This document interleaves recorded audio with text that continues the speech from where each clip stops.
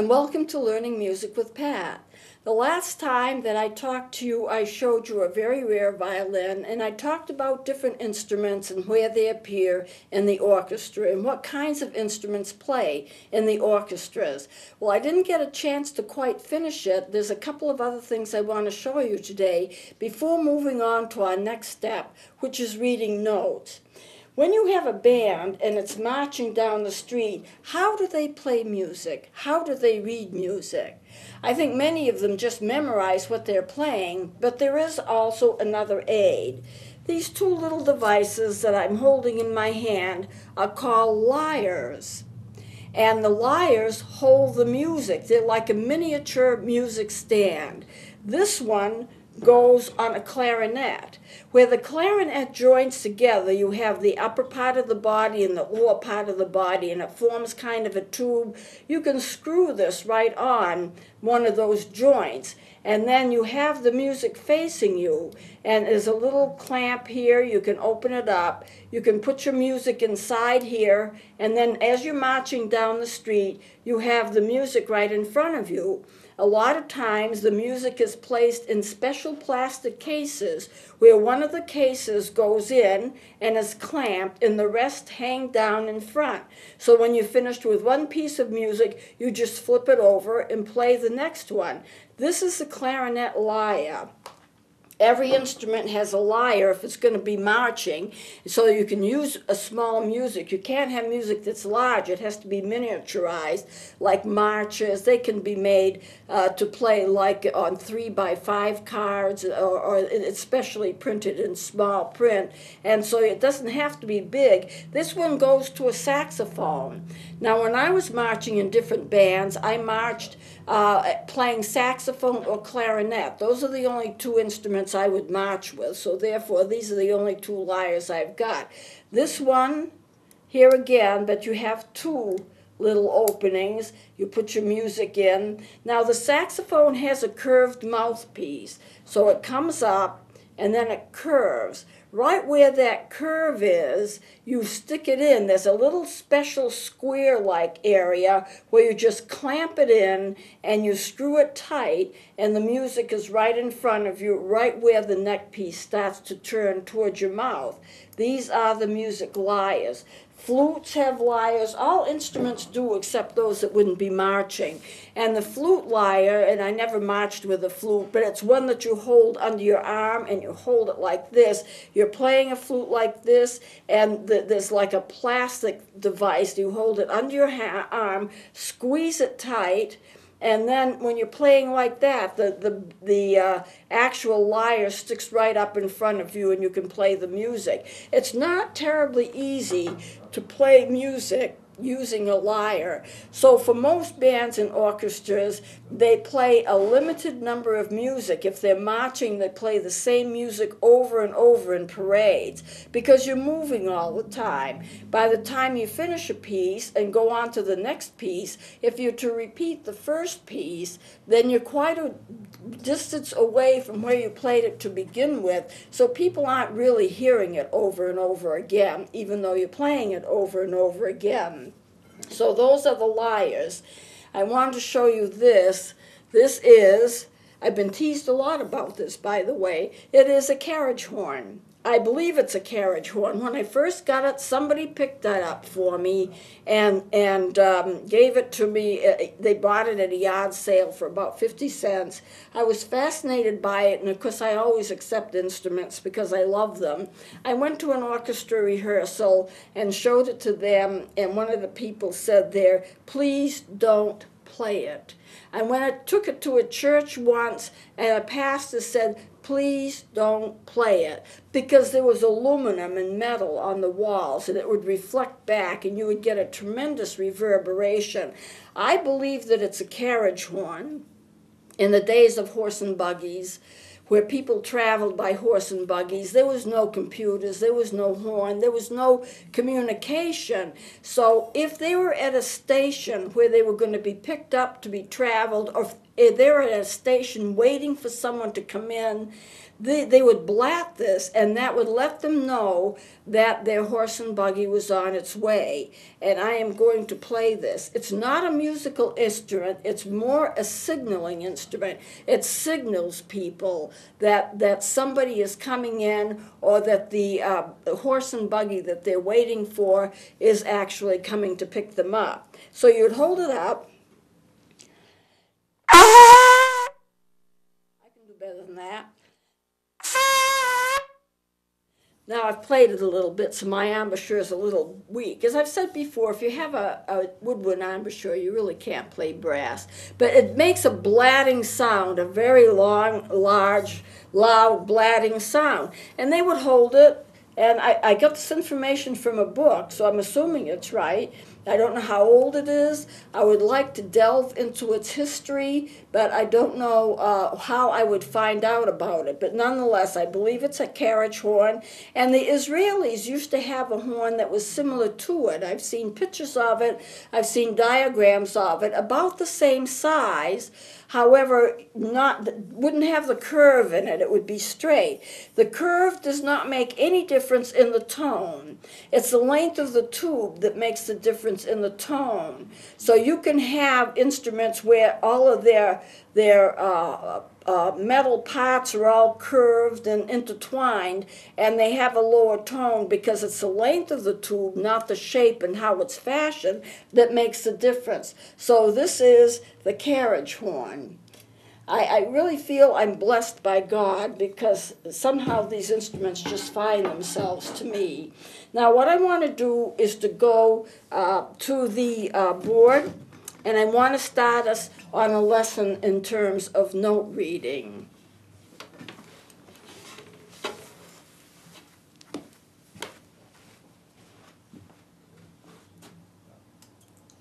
Now I'm at the board. I brought in a model of the piano. Our normal piano has 88 keys. This has 84 keys, but it took me all weekend to make it. And you can have all kinds of notes that come from the piano. It's very long and it's very large. And I have behind here, whoops, that's good. And I have behind here the staff. Now this is, put my baton down. This is a staff. 5 lines is a staff. And normally speaking, it's divided into a treble clef. The treble clef, you draw it in a little like that. That's the treble. The bass clef, you draw it in a little like that. Sometimes you have a line between them. When you have a line between them, it means that they're going to be played together. Now, you can write all kinds of notes on these staffs. You can go above the staff, you can go below the staff. If I go above the staff, I can go and write notes like this. I could write a note like this. Notes like this. And you notice I'm just adding lines. I'm just basically adding lines. Now the staff, you can go up and down, and when you write a line, if you're going above the staff or below the staff, I can go below the staff too. It's like you have another staff line, but it's not drawn all the way across. I could draw it all the way across. It would be the same note. But the problem with that is that you're never going to be able to read it, because you're going to have so many lines, it's going to be very, very hard to distinguish what the notes are. There is one particular note that I'm trying to zero in on, and that would be this note right here, which I will draw in. That note's called middle C. Everything that is drawn below it goes to the bass clef. Everything that is drawn above it is the treble clef. That middle C is in the middle of the lower staff and the upper staff. That's why it's called middle C. On the piano, middle C is right toward the middle of the piano. You'll notice on the black notes, you have a set of 2 black ones, 3 black ones, 2 black ones, 3 black ones. When you get 2 black ones, like this right here, the note that's immediately to the left, the white note that's immediately to the left of the first black note, is always going to be C. I'll show it to you on this little recorder, on this little melodica. First I'll show it this way. Here's your 3 black notes, here's your 2 black notes. 2 black notes, 3 black notes. They alternate. And right to the left of the first black note of that series of 2 is C. Let me play it for you. I'm fortunate because this melodica shows it so easily. Here's the C. There is a low C. There is a high C. They're the same note, except they're either up or down an octave. If you have it toward the middle, you have middle C. Middle C is quite significant.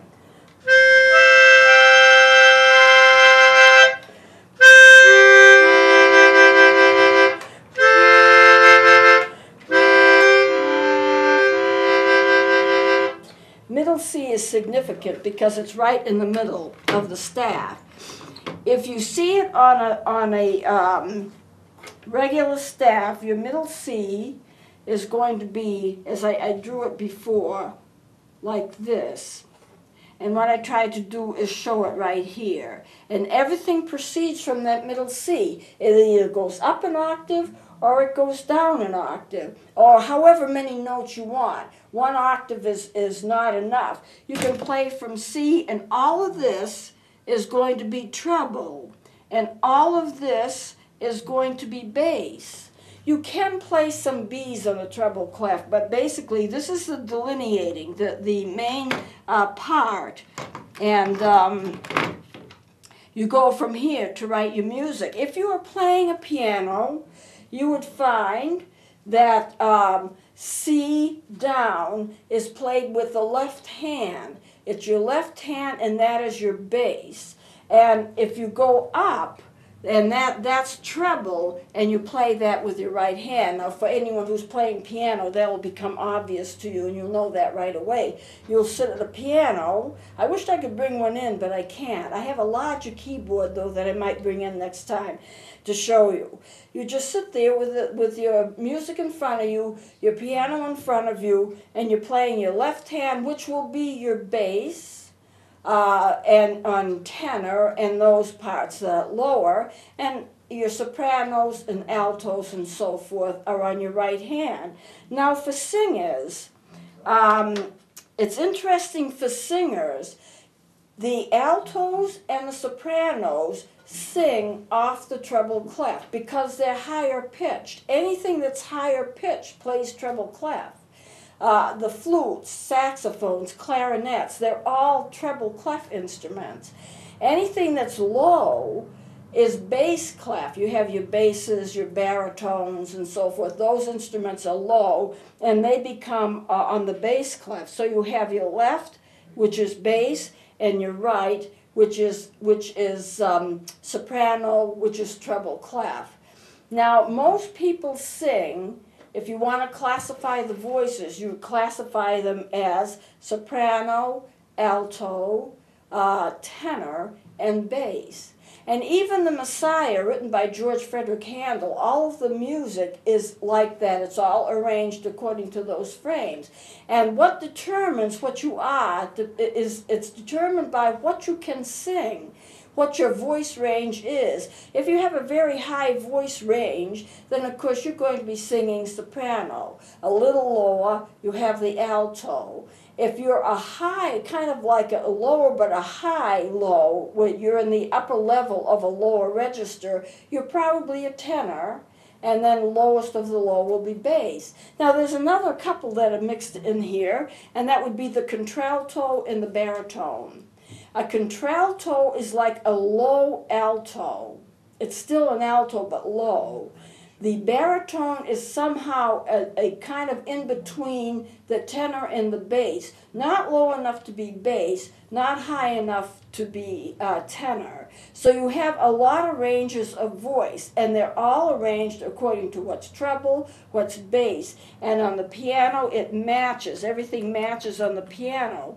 If I am to take and play an instrument, I will play it off the treble clef, because my instruments play high, and that would include the recorders, the ocarinas, the smaller melody flutes, the sassotos, the penny whistles, the conical penny whistles, and I've had those instruments in here before for you to hear, and I will be bringing them back again.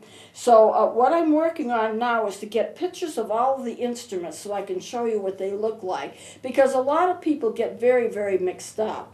I played a saxophone solo last Christmas, and somebody thought I was playing a French horn. I don't know how they could make that mistake, but they did. And then I was holding a bass recorder walking into my apartment, and somebody was in there working, and they said, "Oh, that's big. I bet it sounds just like a flute." Well, no, it doesn't. It's huge. The bass recorder, the folded bass, I've had it here before, is a good 3.5 feet long. It has a low tone. A flute and a piccolo has a high tone. They're just a high-pitched instrument. So some of the instruments are arranged to play on the bass clef. Some of the instruments are arranged to play on the treble clef. When we get into the note reading, I'm going to move this down just a bit. There is an easy way to remember the notes of the staff, and I want to start going into that. I hope I don't erase off the staff when I do this. Okay, we will go, we'll approach it from being treble clef. I will get into the bass clef as time goes on, but for now, this is, let's say this is treble clef. I'll do this again. You have notes on the spaces, and you have notes on the lines.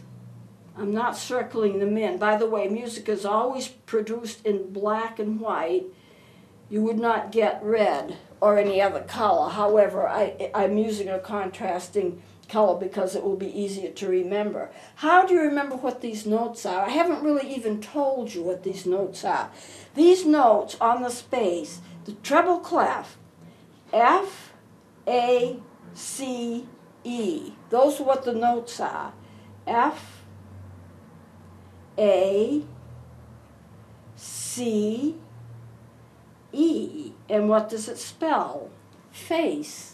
It's the easiest thing to remember, the treble clef notes on the spaces. It spells face. I can go further than that. This would be a G. If I went lower than this, it would be a D. But these four notes right on the staff itself in the spaces spell that word face. Now, for the lines, this is E, G, B, D, F. What does that mean?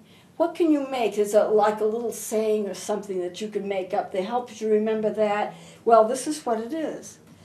Every good boy does fine. Or every good boy deserves fudge. Or what one child told me, Ernie gives Bert dead frogs. They'll remember that one. Okay, but this is it, an easy way to remember. I can go further. This is going to be an A.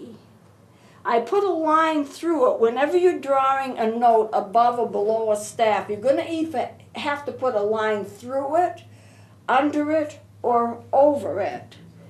The C would be like this. I have a line both under it and through it. The D is like this. 2 lines under it, and I can go forever almost. I mean, I can go on and on and on and on and on. So, but if you just want the lines themselves, every good boy does fine. Every good boy deserves fudge. Ernie gives Bert dead frogs. Now you have something similar in the bass clef. Here's the bass clef.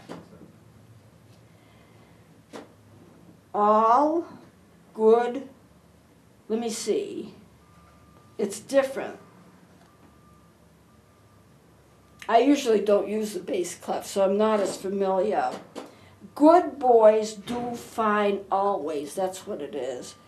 Good boys do fine always. Okay, and there's a different set. What I'm going to do next time, I think, is bring you in that complete set. So if you're playing piano and you are actually using both treble and bass clefs as you do with the piano, I'll be able to show you exactly how to remember those notes. But it is easy to remember when you get it. Now, when you get used to this, you don't even think about those little sayings, but they help you initially to be able to learn where the notes are. The other thing we're going to be learning is how the notes are drawn. Is it a whole? Is it a half? Is it a quarter? Is it an eighth? Is it a 16th? You can have 30-second notes, very, very fast. We won't be getting into it, but this is what they would look like. And 64th notes, you have an extra line. Every note is cut in half and made half the value of the note that you took it from.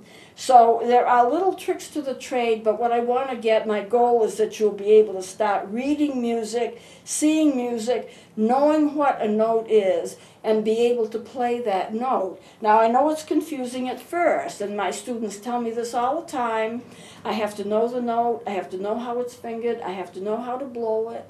I have to know all of those things. I have to know how to hold the instrument. When do I stop to breathe? When do I tongue? When do I not tongue? All of that stuff. When you start to do this and it gets familiar to you, it's no longer a problem. You just kind of do it automatically. I don't have to look at this note and say, let me see, I think it's an A, but could it be a G? No, it can't be a G because it's a line through it, and a G doesn't have a line through it. I don't have to go through all of that because I know what it is. I pick up the instrument, I hold it right, I blow it right, the note comes out like it's supposed to, and it will be just a very, very nice, easy thing to do when you get used to it. But it does take some getting used to. Let me show you, and I think we have time for this. I'm going to put this back up, and I'm hopeful that you I thought I was going to put it back up. Somehow I got to make a better arrangement than this. I'll just hold it. How's that? Take a look at this. Here's your middle C. That's the way it looks. Halfway between the upper and the lower registers. And then all the notes down, bass clef, all the notes up, treble clef. And you could draw, as I said before, a line here. And for every note that you go above or below the staff, you could draw a line straight through. But the problem is you'd have so many lines you couldn't read the music. So this is a much easier way of seeing the music. Now, instruments have different ranges. This is a middle C. As far as the piano is concerned, toward the middle of the keyboard. It's not exactly in the middle. It's actually a little to the left, but it's close to being the exact middle. For a flute, that's the lowest note it can play. The note middle C is the lowest note that the flute can play. So for the flute, that's low C. But there are other Cs. As you go up C, D, E, F, G, A, B, C, that's another C. And then you get up to the C. Well, I should be doing this from the other clef. So C, D, E, F, G, A, B, C. and there's another C right here, and that just goes up and up and up. But every instrument has its own range. So I think we'll close it off from here. This gives you an idea of what keyboards look like and how they're arranged in terms of bass and treble. And if you have any questions, email me. I can help you with it. And so I hope that you enjoy this. We'll be learning more and more about music as we go along. Please join me next time.